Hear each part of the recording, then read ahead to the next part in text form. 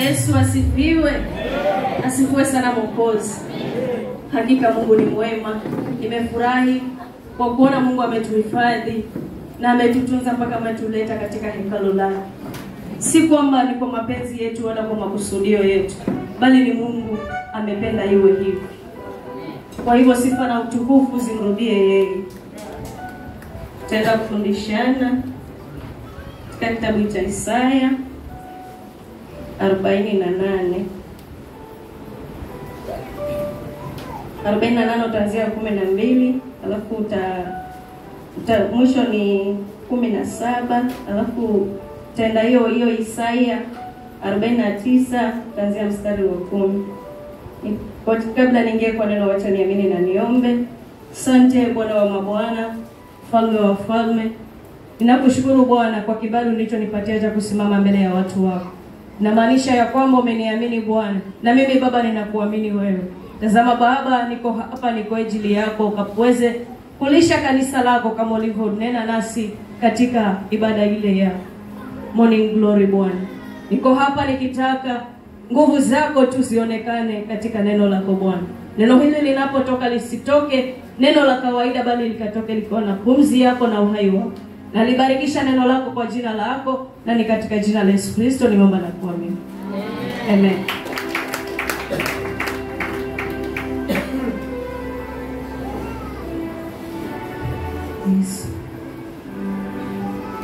Kitabu cha Isaya 48 kuanzia mstari wa 12 nasema, nisikilize mimi ya Yakobo na Israeli, niliyekuita mimi ndiye. Mimi ni wa kwanza na mimi ni wa mwisho pia. Bwana Yesu asifiwe. Amen. Usishangae ukatafuta Yakobo ama ukatafuta Israeli. Ni wewe uliye mahali hapa. Ndiwe Yakobo wa leo na ndiwe Muisraeli wa leo. Asifiwe Mwokozi. Amen. Bwana amekuita kufika mahali hapa katika hekalu lake. Asifiwe Mwokozi. Amen. Umepita makanisa mengi, lakini Mungu alikuwa amekuchagulia hapa Jerusalem. Ndipo uje unene na yeye mahali hapa. Kwa hivyo tega sikio lako. Uachana na kila aina yote ya mizigo. Hata kama kule nyumbani umekuachaje, ama kama mwili wako unajisikia ukoje, lakini usitazame ile hali ulionayo. Mtazamie Bwana na yeye na wewe. Amen. Endelea msomaji. Amen. Naam, mkono wangu umeweka msingi wa dunia, na mkono wangu wa kuume umezitanda mbingu. Endelea. Nizitapo usimama pamoja. Kusanyikeni ninyi nyote mkasikie. Ni nani miongoni mwao aliyehubiri haya? Bwana amempenda, atatimiza mapenzi yake juu ya Babeli, na mkono wake utakuwa juu ya Wakaldayo. Endelea. Mimi, naam, mimi nimenena, naam, nimemwita, nimemleta, naye ataifanikisha njia yake. Endelea. Nikaribieni, sikieni haya. Tokea mwanzo sikunena kwa siri, tangu alipokuwapo mimi nipo. Bwana Yesu asifiwe. Amen. Mungu wetu tangu mwanzo hakunena kwa siri. Kwa hivyo hata sasa bado yuanena na wewe waziwazi. Maana Mungu wetu si wa siri. Asifiwe Mwokozi. Kwa hivyo ni wewe unayenenewa ukubali kupokea yale maneno ambayo Mungu yakunenea. Amen. Maana katika kukubali kunenewa na Mungu, baraka zako zitakuwa ndani. Amen. Hauwezi kubarikiwa kama hautasikiliza Mungu vile anavyokunenea. Yes. Hautaweza kufanikiwa katika maisha yako kama hautamkubali Mungu vile anavyotaka, ukaenende kama yeye anavyotaka. Amen. Siku moja tukafundishwa mahali hapa ya kwamba neno la Mungu halikutengenezwa ni kwa sababu ya kwamba lifuate mwanadamu vile anavyotaka. Bali neno la Mungu hutaka kugeuza mwanadamu aache njia zake mbaya ili akaweze kuenenda sawa sawa na vile Mungu anavyotaka. Amen. Na katika kuenenda sawa sawa na vile Mungu anavyotaka, pale ndio kwenye mafanikio yako. Yes. Pale ndio kwenye baraka zako. Pale ndio kwenye manufaa yako wewe na hata ya vizazi vyako vijana. Unaposimama na Mungu vizuri, jina la Mungu wako litabaki mahali pale. Amen. Ibrahimu aliposimama na Mungu vizuri, alipewa jina na Mungu. Amen. Akaitwa baba wa imani. Na wewe pia unaposimama na Mungu vizuri, ila imani yako hakitakuwa bure mbele za Mungu, bali kuna kumbukumbu utaweka hata katika kizazi chako. Kuna kumbukumbu utawacha pale kwa kile kijiji chenu. Amen. Asifiwe Mwokozi. Amen. Maana kama walikuwa wachawi wamekithiri pale, hawatapata nafasi kwa sababu kunaye mteule wa Mungu mahali pale. Amen. Mungu anapokufanya ya kwamba uwe mwokovu, amekuamini sana. Amen. Jiulize, yani ni wangapi wanaotembea na kutegemea akili zao wenyewe? Kwa nini wewe upate roho ya kukwambia wacha niache vyote nimpate Mungu? Siku ya Sunday, yani umeiweka ni lazima kwako, lazima niende nikanene na Mungu wangu. Amen. Wewe ni mbarikiwa wa Bwana. Amen. Unapozingatia kila chochote Mungu anachokuagiza, hautabaki vile ulivyo. Yes. Utaona manufaa ya Mungu katika maisha yako. Amen. Utabadilisha mazingira yale yaliyokuwa yamezoeleka. Kwa sababu kuna mazoea. Imezoeleka ya kwamba boma lile ni la uganga tu. Boma lile ni la umaskini tu. Bwana Yesu asifiwe. Amen. Boma lile ni la watu wa kulia shida. Lakini Mungu kukufanya wewe uwe mwokovu, amekuamini. Amen. Anataka pale kwa lile boma lenu jina la Mungu likajulikane mahali pale. Amen. Anataka utukufu wa Mungu ushuke pale kwa kile kijiji chenu. Yes. Ijulikane ya kwamba kunaye Mungu anayefuta majina mabaya yanayoitiwa watu wake. Amen. Hautabaki vile ulivyo leo. Unaposikiliza Mungu, unapozingatia kila anachokuambia, unapokuwa mtiifu kwake. Huwa napenda kutumia mfano huu ya kwamba hata mzazi wa dunia hii huwa akiona yule mtoto anamsikiliza, huwa anampenda sana. Ama sivyo wazazi? Huwa anampenda sana. Yaani mpaka akisikia amepatwa na kitu kibaya, moyo wake unaumia, ana uchungu. Kwa nini mwanangu kipenzi amepatwa na kitu kama hiki? Huyo ni mzazi wa dunia hii. Mungu wetu ni zaidi. Tunapomtii na kumtegemea yeye, yani aone tu ya kwamba huyu mwanadamu niliyemtengeneza kwa mikono yangu, haabudu miungu mingine, hafuati tabia ambazo si tabia za kufanana na mimi Yesu. Anaenenda sawa sawa na vile ninavyomuagiza. Yes. Hata unapopatwa na shida, Yesu usifikiri anafurahia akiwa mbinguni. Atatuma msaada kwako. Alituachia roho msaidizi. Ni kwa ajili ya kuja kutusaidia pale tunapopatwa na shida. Amen. Kwa ajili ya kuja kututetea pale tunapopitia katika magumu. Amen. Kwa hivyo tusimame vizuri na Mungu ili tuweze kuona msaada wake. Hakuna msaada mzuri kama wa Mungu katika hii dunia. Wanadamu wanaweza simama kweli wakasema wanakusaidia, lakini mwanadamu inafika mwisho anachoka. Lakini msaada wa Mungu ni wa milele na milele. Amen. Msaada wa Mungu unadumu katika maisha ya mwanadamu. Amen. Unapomtegemea Mungu utapata msaada milele na hata milele. Katika maisha haya ya ulimwengu huu, na hata pale tutakapomlaki Bwana Yesu, kule tutakapokwenda, tutaona tu uzuri wa Bwana siku zote. Amen. Maana yeye ni mzuri, anapendeza. Uzuri wa Yesu si wa sura wala wa umbo, bali ni uzuri wa rohoni, wa kutengenezea watoto wake wanaompenda. Unapompenda Bwana hata kuacha. Amen. Mtegemee Yesu. Amen. Mtumainie yeye, maana yeye ndiye msaada wetu. Amen. Endelea msomaji. Amen. Nikaribieni, sikieni haya.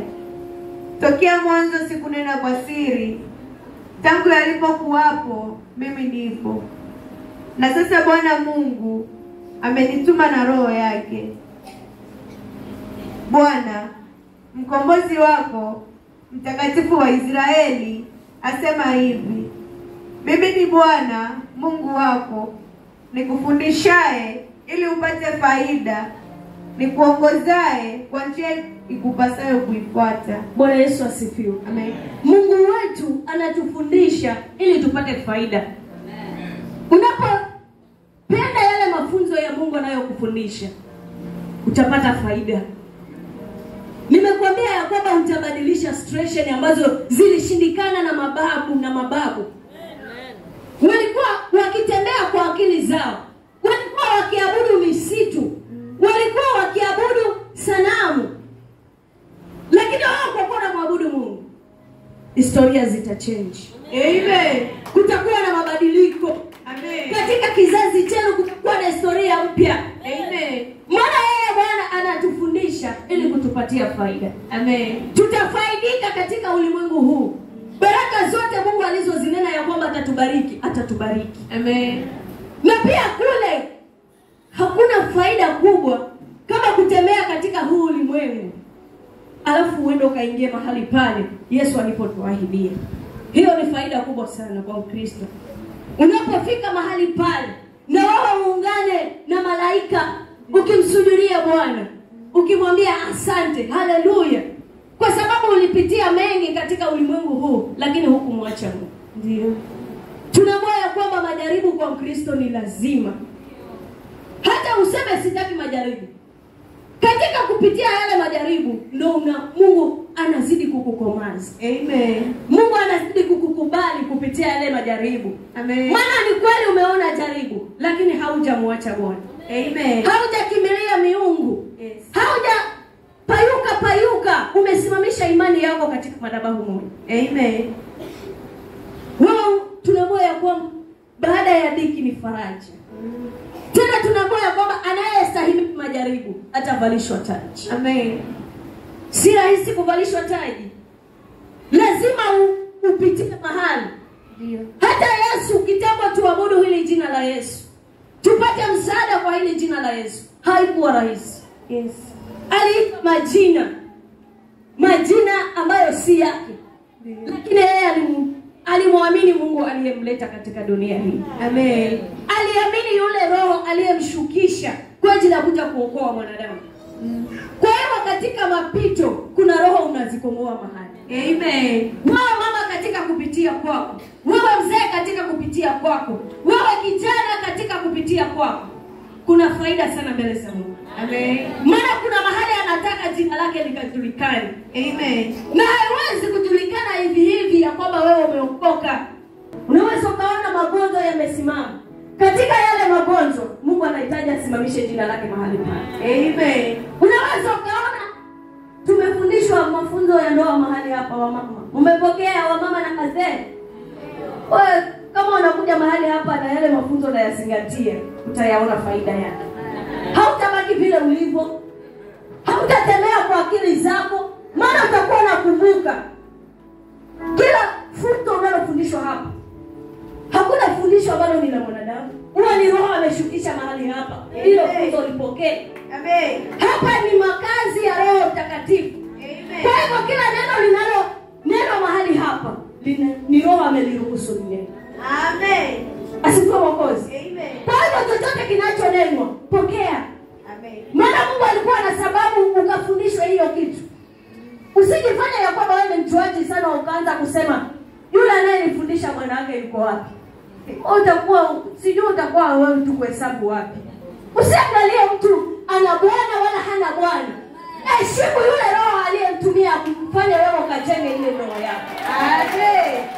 Ukiwa na hayo madharau, utabaki hivyo tuna madharau yako. Na utaona faida yoyote. Tumeambiwa mahali hapa Mungu anatufundisha ili tupate faida. Tena anatufundisha ili tukapate kutembea sawa sawa na vile anavyotaka yeye. Amen. Kwa hivyo wakati wowote usijione ya kwamba tumefika wala tuwajuaji. Unaweza kuwa mama unasema mimi hata niko na wajukuu. Vile nilipoenda tangu nikiwa na mtoto wa kwanza, nimevumilia mpaka nimefika niko na wajukuu, nitaenda vile. Huenda kama kuna mahali unakosea pale, ni kwa sababu Mungu amemruhusu mtumishi wake anene na wewe. Akwambie rekebisha mahali hapo.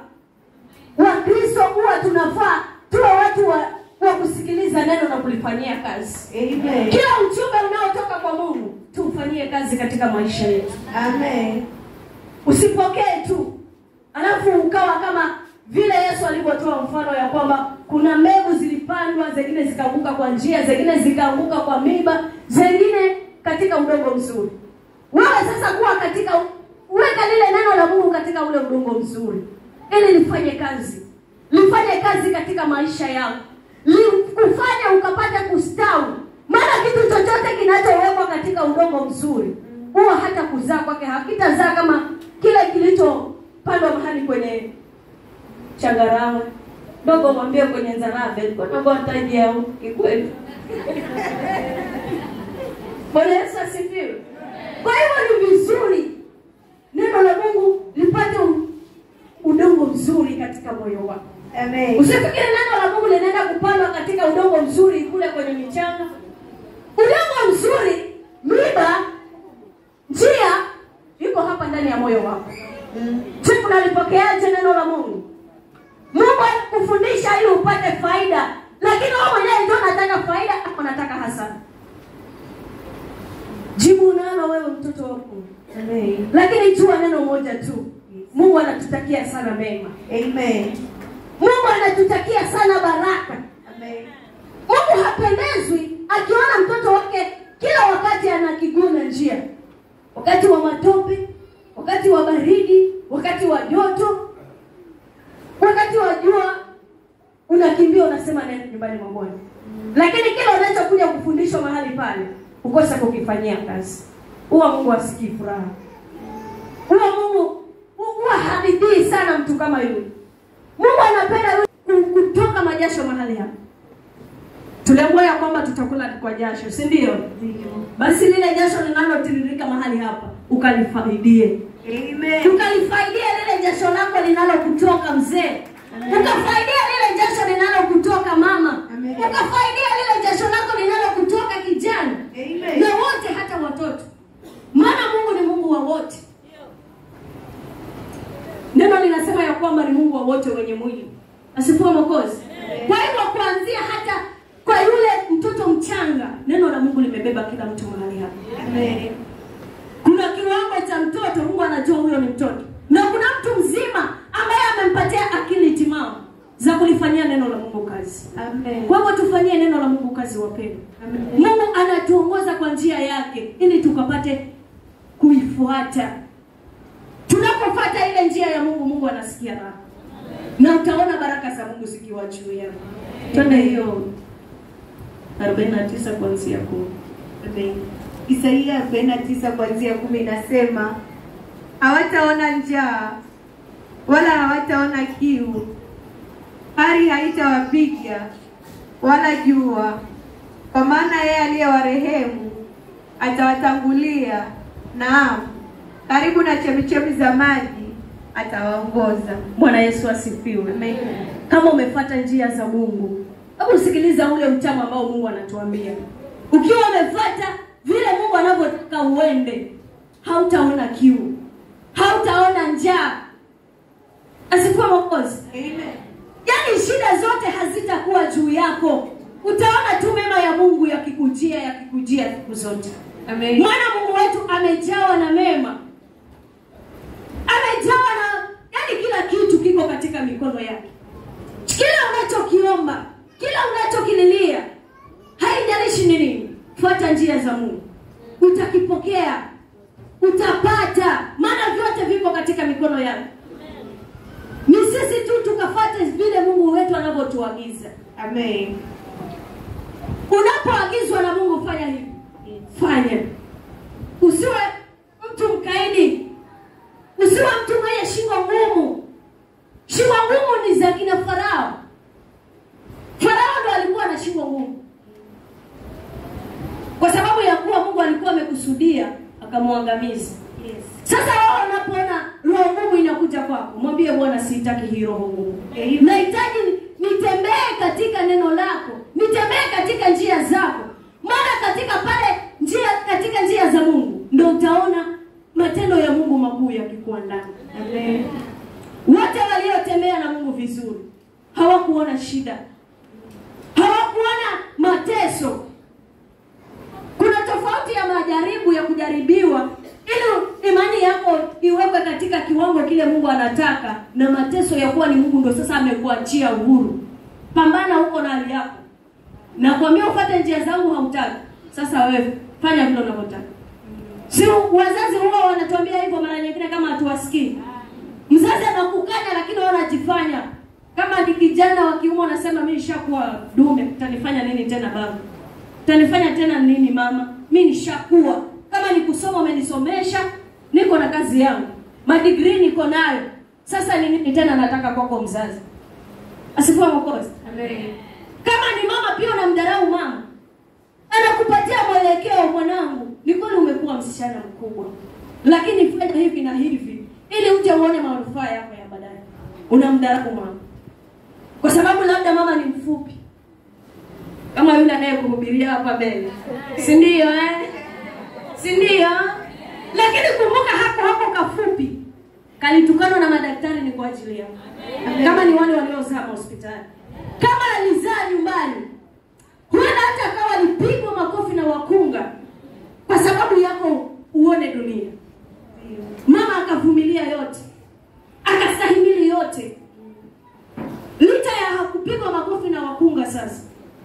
Ni jua ni lake, mvua ni yake, anataka mtoto wake akule. Kama sikukula umgonjwa, mama hatapata amani. Ama kuna mzazi ambaye wakati kama mtoto anaumwa yeye ana furaha. Anamegelea matonge tu akikula sawa sawa. Nasema huyu ni mgonjwa tayari mimi nitamfanya nini? Ana relax. Wako mzazi. Mimi ni mzazi, usinione hivi ukafikiri mimi ni mtoto. Mimi niko na watoto 3. Amen. Watoto 3 mimi si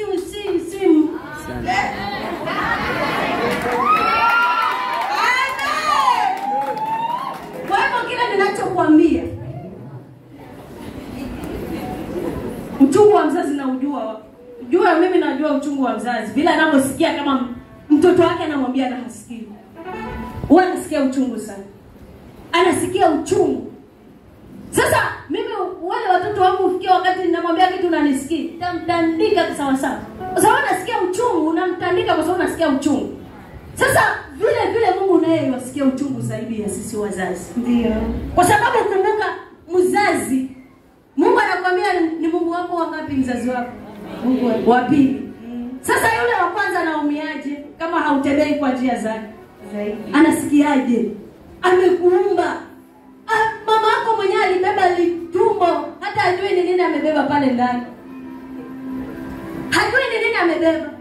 Lakini anamtazamia Mungu ya kwamba iko siku moja nitajifungua mtoto wangu. Amen. Eda wewe wa kiume ama wewe wa msichana, nitajifungua mtoto wangu. Alafu Mungu amemuhifadhi, amemwamini mama yako. Amembebesha roho nyingine ndani yake. Alafu unakuja unamdharau yule aliyekuweka ndani ya tumbo la mama yako. Katika kitabu cha Yeremia kinatuambia ya kwamba alitujua tangu tukiwa katika tumbo za mama zetu. Yes. Alitutakasa. Kwa hivyo Mungu anatujua zaidi ya vile tunavyojiona sisi ni wajuaji. Ndio. Kwa hivyo tusijione wajuaji mbele za Mungu wetu. Inachotupasa ni kunyenyekea. Mungu atuongoze kwa njia zake. Amen.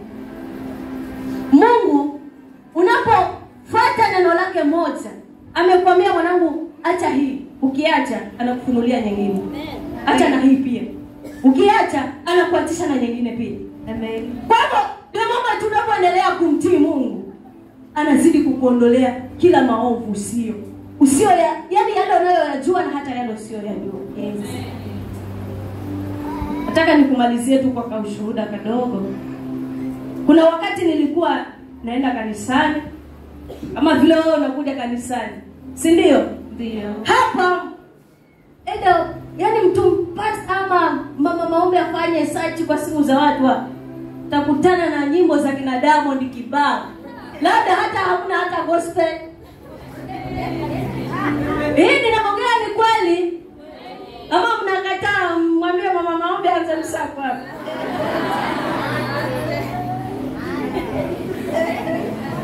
Mkristo unakuja kanisani, ifika wakati wa kwenda kama Daudi, unazikwenda sawa sawa. Lakini kwa simu yako umebeba kina Moso, umewabeba unatembea nao, si ndio? Sasa nataka nikwambie wewe ambaye kwa simu yako labda umejaza hayo manyimbo. Mimi mwanzako alifikia wakati niliingia tu kwa Facebook. Sasa niliongea mahali pale katika sukutua kwangu.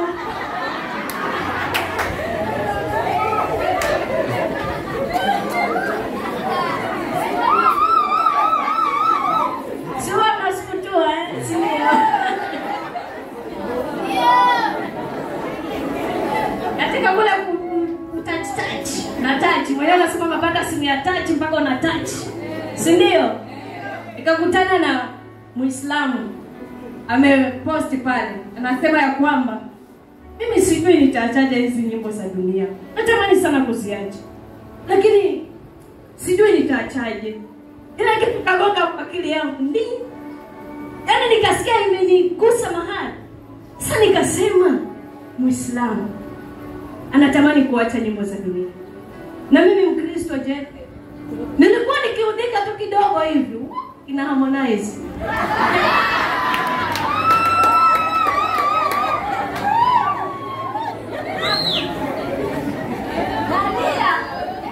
Nadia, lakini pale sasa sinilimu. Nadia kwa sababu ya stress.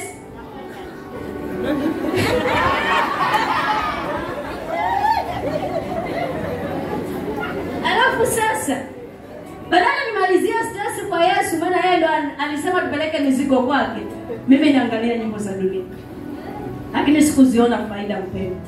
Kwa hiyo wewe kama umejaza nyimbo za dunia alafu unakwenda kama Daudi, haujafanana na Daudi ndugu yangu. Wewe umefanana na Diamond.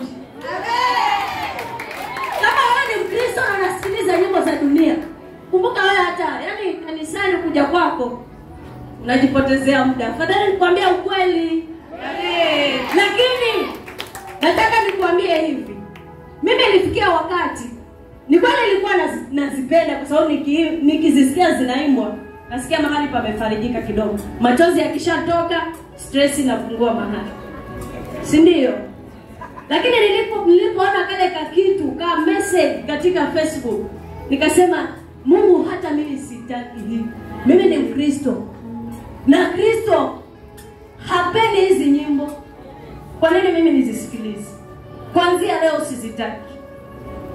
Kuanzia leo sizitaki. Nikakataa na moyo wangu. Na nikawa sasa hata katika simu yangu nikazifuta.